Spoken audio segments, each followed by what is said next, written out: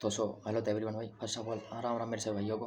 तो भाई आपने आंसर की चेक कर ही ली होगी। और भाई कंप्यूटर ने आपकी बारी जो गंदा खेल कराया ना भाई, पूछे मत है ना, दिमाग खराब हुआ पड़ा, मूड ऑफ है कहती है ना।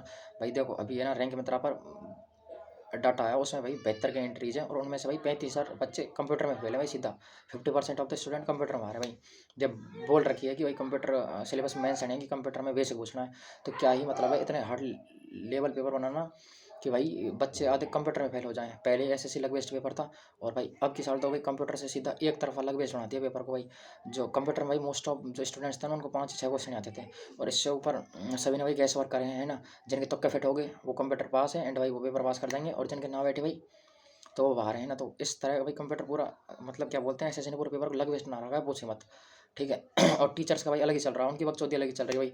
जब से आंसर की आई है ना, तब से एक ही उनमें तो अलग ही मची पड़ी है कि भाई कि हमारे पढ़ाई से आया, तुम्हारे पढ़ाई से आया। अरे भाई एटलीस्ट उन बच्चों को तो देख लो जिनके भाई इवन 330, 340, 350 कई बच्चे गए हैं, बट है ना वो कंप्यूटर फेल है भाई। उनके मन पर क्या भी 3 होगी। और टीचर्स का कुछ अलग ही है भाई। और फिर बोलते हैं कि हमें बिजनेसमैन बोलते हैं भाई। बिजनेसमैन तुम हो ही हो भाई। उन बच्चों का पेंट फेल करके देखो, तुम्हें पता चलेगा भाई, है ना।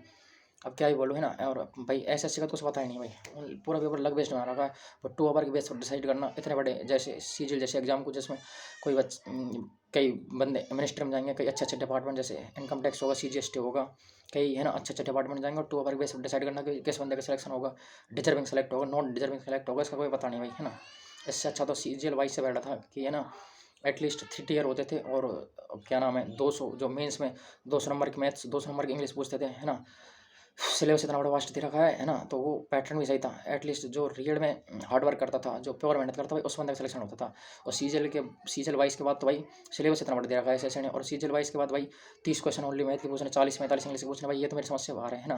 क्योंकि ये लग बेस्ड बना दिया पेपर उपति। और वो 2 आवर डिसाइड कर देते हैं कि किसका सिलेक्शन होगा किसका ना होगा। जिसके 4-5 तुक्के फिट बैठ के उस दिन वो है, और 4-5 ना बैठे तो वो बाहर है। क्योंकि भाई तुम जानते हो कि सीजल मेंस में है ना, एक क्वेश्चन गलत होने पर 4 मार्क्स लेके जाता है। एंड इवन अगर पेपर प्रेशर में इजीली भाई 4-5 क्वेश्चन गलत हो ही जाते हैं। अगर 5 क्वेश्चन गलत हुए तो मान के चलो भाई 20 मार्क्स। तुम समझते हो 20 मार्क इन सीजीएल में, इसमें you are completely out of the race, समझते हो।